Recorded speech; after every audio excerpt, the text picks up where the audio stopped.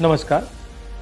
हिंदुस्तान का textile sector 5 crore परिवारों को रोजगार देता है।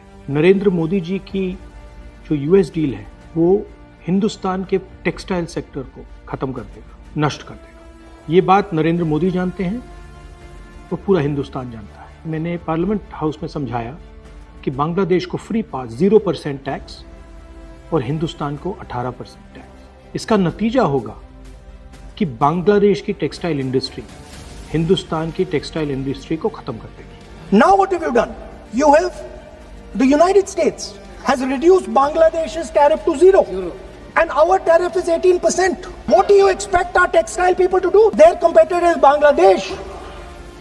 If Bangladesh imports US cotton, they have 0% duty. Finished. Textile industry gone. Narendra Modi ji के एक मंत्री ने बोला कि अगर हम भी यूएस कॉटन इंपोर्ट करेंगे तो हमें भी वो फायदा मिलेगा। मगर सच्चाई है कि हमारा कॉटन बांग्लादेश जाता है, हमारा कॉटन हिंदुस्तान की टेक्सटाइल मिलों को चलाता है। तो अगर हमने बांग्लादेश का रास्ता चुना तो हमारे पूरे के पूरे कपास के किसान और कॉटन की इंडस्ट्री खत्म हो जाएगी, और अगर हमने नहीं चुना तो हमारी टेक्सटाइल की इंडस्ट्री खत्म हो जाएगी। ये सच्चाई है।